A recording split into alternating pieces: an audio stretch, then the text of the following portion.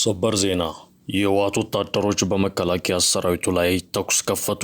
ቡድኑ ባልተጠበቀ አቅጣጫ በከፈተው ድንገተኛ ጥቃት በርካታ ታጣቂዎች ከሁለቱም ወገን ተገድለዋል ተብሏል። በዚህ ውጊያ የፋኖ ኃይል ከህወሓት ጎን በመሰለፍ እንደተሳተፈም ተረጋግጧል።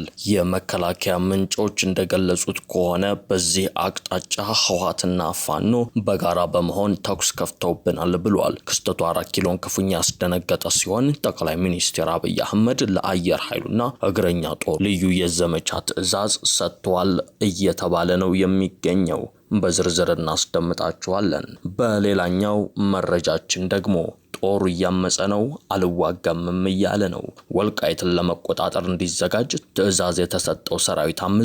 ጦሩ አልዋጋም ብሎ ስለማመጹ ከስፍራው የወጣ መረጃ አረጋግጧል። ወልቃይት ጫፍ የሰፈረው ይህ ጦር አልዋጋም በማለቱ በጀነራል ምግበይ ኃይል የሚመራው የምዕራብ ግንባር ኃይል እርስ በርስ አለመተማመን ውስጥ ገብቶ እየታመሰ ይገኛል በማለት ተዘግቧል። እናስደምጣችኋለን። አቶ ሽመልስ አብዲሳ የሚመሩት አስተዳደር የሻዕቢያና ህወሓት ኃይሎች ኦሮሚያ ክልል ገብተዋል ሲሉ ተደመጡ። ፋኖም አለበት ብለዋል። እነዚህ ሶስት ኃይሎች ከኦሮሞ ነጻነት ሰራዊት ጋር በመሆን በኦሮሚያ ክልል እጅ የሰጡ የኦነግ ሸኔ ታጣቂዎችን እየገደሉ ነው፣ እየዘረፉ ነው፣ እያገቱ ነው ሲሉም ከሷል። አቶ ሽመልስ አብዲሳ በጉዳዩ ላይ በሰጡት አስተያየት ይህ አደገኛ አካሄድ ነው፣ የበቀል እርምጃ እንወስዳለን በማለትም ስለማስጠንቀቃቸው ተዘግቧል። የተወደዳችሁ የቻናላችን ቤተሰቦች የከበረ ሰላምታችን በያላችሁበት የዓለም ክፍል ይድረሳችሁ። ለአሁን የተደመጡ መረጃዎችን ይዘን መተናል። እንደተለመደው ቪዲዮ ላይክ አድርጋችሁ በመጀመር ጥቂት ደቂቃዎችን አብራችሁን ቆዩ። ወደ ዝርዝር መረጃዎቹ እናመራለን። ወልቃይትን ለመቆጣጠር እንዲዘጋጅ ትዕዛዝ የተሰጠው ሰራዊት አመጸ። ጦሩ አልዋጋም ብሎ ስለማመጹ ከስፍራው የወጣ አንድ ጥብቅ ወታደራዊ መረጃ አመላክቷል። ወልቃይት ጫፍ የሰፈረው ይህ ጦር አልዋጋም በማለቱ በጀነራል ምግበይ ኃይል የሚመራው የምዕራብ ግንባር ኃይል እርስ በርስ አለመተማመን ውስጥ ገብቶ እየታመሰ ነው ተብሏል። አልዋጋም ብሎ ያመጸው የህወሓት ጦር ከተከዜ በቅርብ ርቀት ላይ እንደሰፈረ የሚነገርለት አርሚ 35 ነው። የአርሚው የተወሰነ ክፍል በማንኛውም ጊዜ ወደ ጦርነት ለመግባት የተሰጠውን መመሪያ በመቃወም ዳግም እልቂት ውስጥ አልገባም የሚል ድምጽ አሰምቷል ተብሏል። ህወሓት የሚተማመንበት ኃይል ተከዜን ሰብሮ ይሻገራል ተብሎ ሲጠበቅ እምቢ ለጦርነት ማለፉ ከፍተኛ ትርምስ ፈጥሯል ሲል የጀርመን ድምጽ ዘግቧል። ከነ ኮሎኔል ደመቀ ዘውዱ ጦር ማዶ ለማዶ እየተያየ የቆየው የህወሓት ጦር ወልቃይትን በኃይል ለማስመለስ የተሰጠውን መመሪያ አልቀበልም ማለቱ በጀነራሎቹ በኩል ድንጋጤን የፈጠረው የህወሓት ጦር በየአቅጣጫው እምቢ ለጦርነት የሚል ጉሩምሩምታን በአደባባይ ማውጣት የጀመረው ህወሓት ከክረምት በፊት ዘመቻውን ለመጀመር እየተዘጋጀ መሆኑ በሚነገርበት ወቅት ነው። የቡድኑ ጀነራሎች እንደ ወልቃይት ያሉ አወዛጋቢ አካባቢዎችን በኃይል ለመቆጣጠር ከመቼውም ጊዜ በላይ በኃይል ዝግጅት እያደረጉ እንደሆነ በይፋ እየተናገሩ መሆናቸው ይታወቃል። በተለይ እነ ደብረጽዮን ገብረ ሚካኤል ስልጣን ከተቆጣጠሩ በኋላ የጦርነት ዝግጅቱ ከፍተኛ ደረጃ ደርሶ እየተፋጠነ መሆኑን ነው መረጃዎች የሚያመላክቱት። ቡድኑ ከትላንት በስቲያ ባወጣው መግለጫም በየአቅጣጫው የተበታተነውን ኃይል እንደምንም አሰባስቦ የህልውና ነው ያለውን ዘመቻ ለማወጅ እንደተሰናዳ ይፋ አድርጓል። ህወሓት በፕሪቶሪያው ስምምነት መሰረት ትጥቅ ፈቶ የተበተነውን ተዋጊ ኃይል ጭምር እያሰባሰበ ነው ተብሏል። በኃይል ታፍኖ ወደ ጦርነት እንዲገባ የተፈረደበት ወጣትም ከጊዜ ወደ ጊዜ እያሰማ ያለው ተቃውሞ አንድ ቀን በሁሉም አቅጣጫ ፈንድቶ ራሱን ህወሓትን ሊበላው ይችላል በሚልም ተፈርቶለታል። ለህወሓት ጦር መከፋፈልና እምቢ ለጦርነት ማለት በነ ጀነራል ጻድቃን ገብረትንሳኤ የሚመራው የለውጥ አራማጆች ስብስብ እጁ አለበትም ተብሏል። ህወሓትን ተቃውሞ አዲስ አበባ የከተሙ ጄኔራሎችና ፖለቲከኞች እምቢ ለጦርነት በሚል የተዋጊውን ኃይል የማስገዳትና የማሳመጽ እንቅስቃሴ ውስጥ ለውስጥ እየሰሩ ስለመሆኑ ይነገራል። ለዚህም ይመስላል ጀነራል ጻድቃን ከሰሞኑ በተመሰረተው የትግራይ ሰላምና ለውጥ ምክር ቤት ጉባኤ ላይ ህወሓት የሚመካበት ጦር መበተኑንና መከፋፈሉን በድፍረት የተናገሩት። ጀነራሉ ህወሓት አሁን ላይ ወደ ጦርነት ለመግባት የሚጋበዘው እንደሚባለው ግዙፍ ኃይል ይዞ ሳይሆን ከጀርባው ሻዕቢያን ተማምኖ ስለመሆኑም ሲናገሩ አድምጠናቸዋል። ወደ ቀጣው መረጃችን እናመራለን። የህወሓት ወታደሮች በመከላከያ ሰራዊቱ ላይ ተኩስ ከፈቱ። ቡድኑ ባልተጠበቀ አቅጣጫ በከፈተው ድንገተኛ ጥቃት በርካታ ታጣቂዎች ከሁለቱም ወገን ስለመገደላቸው ተዘግቧል። በዚህ ውጊያ የፋኖ አማጺ ኃይል ከህወሓት ጎን በመሰለፍ ስለመሳተፉም ተሰምቷል። ክስተቱ 4 ኪሎን ክፉኛ ያስደነገጠ ሲሆን ነገሩ ከቁጥጥር ውጪ እንዳይሆንም ተፈርቷል። በቆቦ አዋሳኝ ድንበሮችና በኢሉ ባቡር የተቀሰቀሱት የትጥቅ ግጭቶች የቀጠናዊ ጸጥታ ስጋትንና የትጥቅ መፍታት ውጥረቱን ዳግም ወደ አሳሳቢ ምዕራፍ አሸጋግረውታል።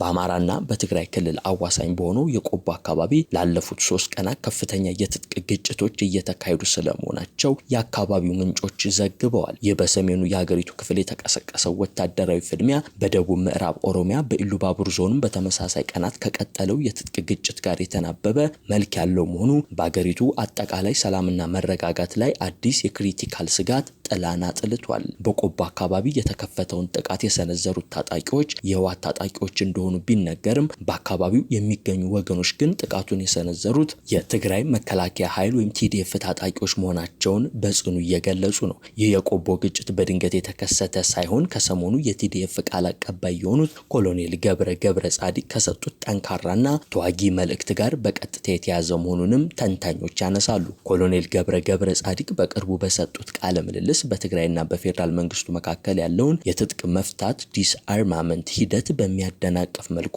መሬት ላይ ያለውን ሰብአዊ ቀውስ በማንሳት እንዲህ ብለው ነበር። በየቀኑ የሚገደል በከበባ የሚራብ ደሞዝ የሚከለከልና ነዳጅ የሚከለከል ህዝብ ይዘን ትጥቅ ፍቱ ቢሉን እሺ አንልም፣ ፈጽሞ የሚሆንም አይደለም። አሁንም ቢሆን ልብ አድርገው ጥያቄያቸውን ቢመልሱልን ይሻላል። ከዚህ በዘለለ መሬታቸውን አንመልስም፣ ተፈናቃዮችን አንመልስም፣ በረሃብ ሙቱ እናጠፋቸዋለን የሚሉ ከሆነ ግን ራሳችንን ለመከላከል እንገደዳለን። አሁን ግን ውጤቱ እንደ 2013ቱ ላይሆን ይችላል ብለዋል። ይህ የቃል አቀባው ቀጥተኛ ማስጠንቀቂያ መሬት ላይ ወደ ነበረው የትጥቅ ግጭት መለወጡ ከፕሪቶሪያው የሰላም ስምምነት ማግስት የነበረውን አንጻራዊ መረጋጋት ሙሉ በሙሉ አደጋ ላይ የጣለ አሳሳቢ ክስተት ሆኗል። የቲዲኤፍ መዋቅር ጥያቄዎች ካልተመለሱ ራሱን ለመከላከል ኃይል ለመጠቀም ዝግጁ መሆኑን ማሳየቱም የቀደመው አውዳሚ ጦርነት ትዝታን በንጹሃን ዜጎች ዘንድ ዳግም ቀስቅሷል። በሌላ በኩል ከሰሜኑ ውጥረት ጋር በተናበበ መልኩ በኦሮሚያ ክልል ኢሉ ባቡር ዞንም ላለፉት 2 ቀናት በትጥቅ ቡድኖችና በጸጥታ ኃይሎች መካከል ከባድ ግጭቶች እየተካሄዱ መሆኑ ታውቋል። ይሁን እንጂ በአካባቢው ባለው የኮሚኒኬሽን መቆራረጥና የደህንነት ስጋት ምክንያት በግጭቱ የደረሰው ሰብአዊና ቁሳዊ የጉዳት መጠን እስካሁን በውል ለማወቅ አልተቻለም። የፖለቲካና የደህንነት ታዛቢዎች እንደሚሉት በሀገሪቱ ሁለቱ የተለያዩ አቅጣጫዎች ማለትም በሰሜንና በደቡብ ምዕራብ በተመሳሳይ ጊዜ እንዲህ ያሉ የትጥቅ ግጭቶች መባባሳቸው የሀገሪቱን መከላከያ ኃይል ትኩረት ለመከፋፈል ታስቦ የተደረገ ስትራቴጂካዊ አካሄድ ሊሆን እንደሚችል ይገምታሉ። ከተለያዩ ክልሎች መንግስታትም ሆነ ከፌዴራል የደህንነት መዋቅር እስካሁን የተሰጠ ግልጽ መግለጫ የሌለ ሲሆን ይፋዊ ዝምታው መሬት ላይ ያለውን ስጋትና የተዛቡ መረጃዎችን መስፋትን ይበልጥ እያወሳሰበው ይገኛል ተብሏል።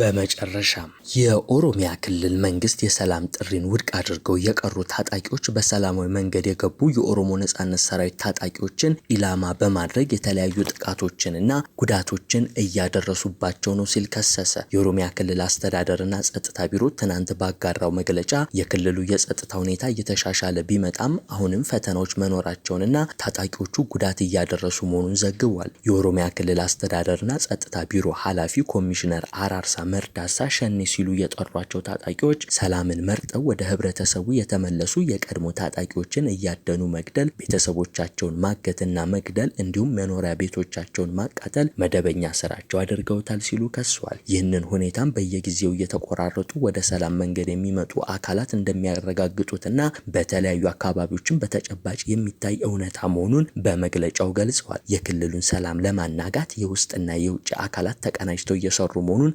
የጠቆመው መግለጫው ለዚህም መንግስት በሁለት መንገድ መፍትሄ ለማምጣት እየሰራ ነው ይላሉ። በዚህም መሰረት በመጀመሪያ በአገር ሽማግሌዎችና በአባገዳዎች በኩል በሚቀርብ ጥሪ ታጣቂዎች በሰላም እንዲገቡ ማድረግ ሲሆን፣ ሌላኛው ጥሪውን ውድቅ ባደረጉት ላይ የመንግስት የጸጥታ አካላት አስፈላጊውን እርምጃ እንዲወስዱ እየተደረገ ነው ብለዋል። የሰላም ጥሪውን ለመቀበል ፈቃደኛ ያልሆኑት አካላት ህዝብን ማሰቃየት፣ አርሶ አደርን መዝረፍ፣ ሰዎችን አግቶ ገንዘብ መቀበልና ባለሀብቶችን በማስፈራራት መዝረፍ ላይ ተሰማርተው ተሰማርተው እንደሚገኙ ኮሚሽነር አራርሳ አክለው ገልጸዋል። እነዚህ አካላት የሻዕቢያ የህወሓትና የሌሎች ጠላቶች የጥፋት ተላላኪ ቡድኖች ናቸው ሲሉ በመወንጀል አሁን ያለው ብቸኛ አማራጭ በህግ የበላይነት ማጽዳት ብቻ መፍትሄ ነው ብለዋል። ኮሚሽነር አራርሳ መንግስት ይህን ችግር ለመፍታት ከህዝብ ጋር እየሰራን መሆኑንና በኦሮሚያ የሰላም ጉዳይ ዙሪያ በተለያዩ አካባቢዎች ውይይት እየተካሄዱ መሆኑን መግለጻቸውን ነው የኦሮሚያ ክልል አስተዳደር ጸጥታ ቢሮ ያሳየው። በክልሉ በኦሮሞ ነጻነት ሰራዊትና